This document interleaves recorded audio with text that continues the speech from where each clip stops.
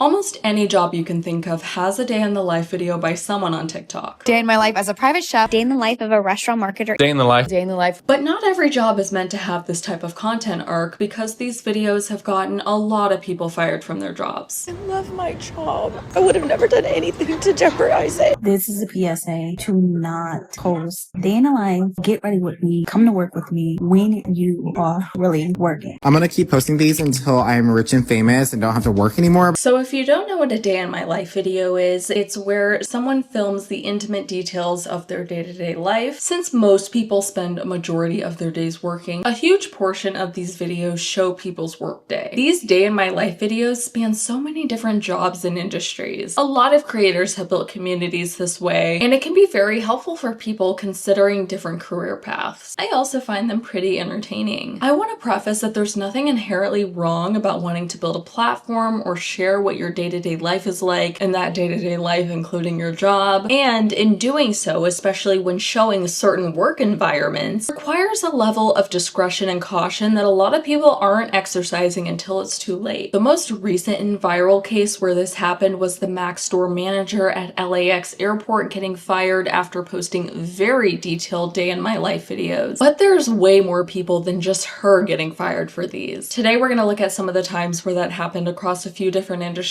to see why people are getting fired for their TikToks. Okay, so let's start with the Mac employee situation since this is the most recent and what's kind of brought this issue back into discussion. I love my job. I would have never done anything to jeopardize it. Come to work with me at LAX airport, timestamps included. Hammering down the authenticity with too much information. 9 a.m. get on the shuttle. 9:45 go through TSA. Oh my god, we straight up just saw her badge. Going up the escalator, getting money. Cash. Look at that, all that cash. Oh, and a whole receipt that we could pause and zoom into if we wanted to. Yeah, you gotta stop by and say hi. What's your name? I'm Jen. I'm Bree. Nice to meet you. What are we looking at? Showed us the entire spreadsheet of whatever the heck she was noting down. 11 a.m. She got fired. Her videos have come under a lot of scrutiny for showing personal information. As we watched through a previous day in my life video, what do you notice might be a problem for her to be sharing on TikTok, if anything? Timestamps, not necessary. Okay, TSA pre-check. Showing yourself going through TSA, showing your badge. 2 p.m. you have a meeting. It looks like it's on Zoom, and if we were to zoom in, we could probably see the first and last names of these people. Showing the daily sales spreadsheet. Showing where the extra inventory is kept. So I'm checking the end of day numbers right now, and it looks like my opener did $912 in her tip. Okay, we get all the way to 9 p.m. where we're closing the register. Why are you showing this, ma'am? What time you can expect the money, cash money, to be taken out of the store? 9:15 p.m. Hello? All right, I'm out of here. The end of the day. And that shows us where you probably took the cash. People are saying that everything she shared in her videos are a huge security risk and that's why she got fired. But I love my job. I would never do anything to jeopardize it. Get ready with me while I help you rob my store. I mean, do an open and closing shift. You literally showed us the safe at the LAX airport. You showed us where it's at. You showed us how to get there. You showed us where you park. You showed us your badge. You showed us the bus. Now the next manager could be in danger because they know where the manager picks up the money and what times, the bag they use to walk it through the airport, and that they're alone doing all of this. She made a mess. I could only imagine that airports have very strict safety and security standards for their employees. So not only is she a risk to the airport, she's a risk to herself because someone could have been watching that and knew her whole schedule. If you've watched my videos before, you know I'm all about internet safety. Post your content, do your thing, but be strategic about your personal safety. Sharing the specifics of time and location for a place you go on a routine basis, not great for protecting yourself online. The creator a few days later made an explanation video. She said that Mac was very supportive of her making content and encouraged her to do so, and that the LAX airport is actually who fired her. And they fired her because she violated their social media policies. She said she didn't put the airport at risk. They didn't ask her to take down the videos, which is why they're still up, but other people very much beg to differ. People who are airport employees themselves are basically saying, no, what she posted was a huge security risk and violation for the airport. She's very lucky if she gets away with just getting fired and she has no other repercussions, because I've worked alongside the FAA and they do not play when it comes to safety, specifically with protocols that are that specific. You have to be very aware of what you can and can't do. I think you'll see in these other scenarios that the trouble often comes with a mix of violating employees' social media policies and violating other privacy, confidentiality, and security standards. This has happened to a lot of nurses, doctors, and medical personnel over the years. My immediate thought when it comes to medical personnel is HIPAA. If something in a video that you post online compromises patient confidentiality, then that can be bad news for not only your job, but also for your license. And from what it also seems is that a lot of hospitals and medical facilities have their own employees' social media policies. I made a TikTok at work that went viral. My job basically fired me for it. So that TikTok had over 800,000 views and like 6,000 likes. So what do y'all think? Do I restore the TikTok that I deleted that went viral, or do I just continue to try and fly under the radar? Never involve work with social media, period. You shouldn't have made it. We all sign a confidentiality agreement. Why would you destroy your career over a TikTok? Any workplace, regardless of a career choice, is grounds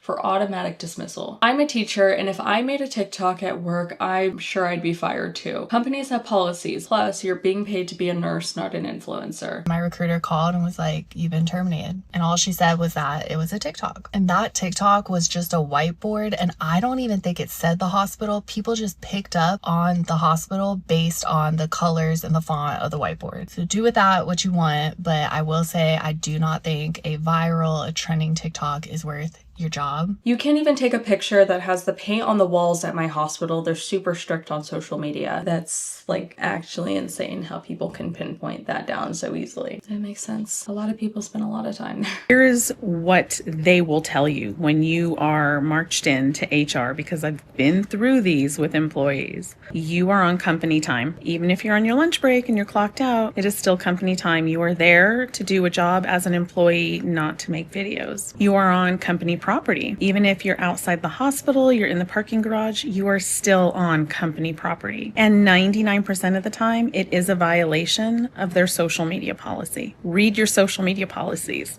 You will be surprised at how well those are written to protect the employer and to give you zero chance to be able to do this. This has also happened to teachers. Teacher talk is huge. Teachers are underpaid and often come out of pocket for their students' supplies. So a lot of teachers who have built a following on TikTok are able to supplement their own income and even use that money from TikTok to get more supplies for their students, which I think is great. But where student safety and school policies are concerned, posting too much or posting the wrong things has led to some teachers losing their jobs. There's a very well-known situation where a teacher got on live during class and had his students taking out his braids for him, and he got fired. It was the topic of a lot of debate. Some people didn't think he deserved to lose his job at all. Some people really did. Teachers have to abide by FERPA, which protects students' educational records and personal information. So there's a lot of risk and gray area when it comes to posting students online. Beyond that, most schools have social media policies that don't allow teachers to post their students on their personal social media accounts. If I was a parent and that was my daughter taking out her teacher's hair on live, I would be very upset for two reasons. Keep my non-existent child off the internet and go to a salon if you need your hair done. That's just my opinion though. Teachers,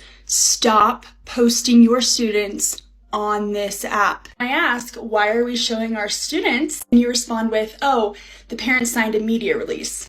That media release is for the school's official purposes, which means the yearbook, posts that go out to parents, or maybe the school's official Facebook posts where they're not naming individual children. Even if you did have permission, it is unethical for you to post these children to the internet. Parents, would you be upset if you saw your child pop up on this app because their teacher posted them? Yes, I'd be very upset for my hypothetical child. I had to unfollow a teacher creator on here that I had previously connected with because their content started to make me feel uncomfortable. This might be a hot take, but even if you are a high school teacher, you should still not be filming your students and posting it online. The majority of your students are under 18, so they are still minors. Even if you have a few seniors that are 18, you are still in a classroom setting where you have authority over them and should not be posting them online. People from other industries and more corporate positions have been fired for posting videos at work. A lot of these situations do come from posting anything on that company's property and therefore violating their social media policies. Others are also straight up risks to security and confidentiality. Please tell me y'all saw the video of the man who said that he got fired because he was doing payroll on live and he couldn't believe that they let him go. He was like, well, I was just trying to do a day in the life. I wanted to show the people that support me what I be doing at work. So you're doing payroll at work. Why are you on live? Not only that, people don't even normally have people in the room with them when they're doing payroll because these are people, this is sensitive information. This ain't everybody's business. This is a PSA to not post day in the life, get ready with me, come to work with me when you are really working. I don't care how much you blur it out, there's always going to be a slip up. This video was a particular day in the life of me greeting my employees, going through my workflow, showing my phone, my work phone, and things like that. Literally knew all about the content, blurring it out, not zooming in, staying very far from the screen, right? But there was a slip up in my video. So this woman was saying that she was really careful about her day in the life content that she was posting, but in one video where she was working, she made one little mistake where she forgot to blur something out. The company saw that as compromising customer confidentiality and she got fired. For people who want to film day in the life content, especially when it comes to work, there's a lot of risks, especially if you're not careful about it. Get familiar with the social media policy of whoever you're working for. It's possibly even a good idea to get written permission, but there are also a lot of workarounds to make career content that doesn't necessarily involve bringing the camera around with you and showing what you do during your workday and in the workplace itself. There's also the personal safety piece of it, because forget the company. So many of these videos have very detailed information about where these people work, what their route is, what they're doing, just a bunch of things. There's absolutely a way to make content about anything, including your job if that's what you really want to do, without putting your safety or the job itself at risk. Oversharing online is seen as so normal nowadays that most people participate in these very unsafe trends and don't even think twice about it. And they definitely aren't sitting down to think about, okay, when I post online, what is okay for me to share and what will I absolutely keep off limits? You guys wanted some resources to help you make safe decisions while posting online. So a year ago, I created a social media safety guide that helps make protecting your privacy a seamless part of the posting process. It comes with 2 parts, a guide that helps you create a safety plan tailored to your content, and 2 easy to follow flowcharts that help you decide what's safe to post or help you audit content you've already shared. The flowcharts are kind of like those fun magazine quizzes. You start at the top, answer a few yes or no questions, and then you get a clear answer on whether or not that piece of content is safe to post or needs changing. There are a lot of moving parts when it comes to making content, so that can absolutely help reduce the likelihood of anything slipping through the cracks. If you're interested, the link is in the description. At the end of the day, I'm really glad that all of these people were willing to come online and share their experience as a reminder to everyone to be careful and that it's simply not worth it. Let me know in the comments if anything I mentioned stood out to you or anything I didn't mention.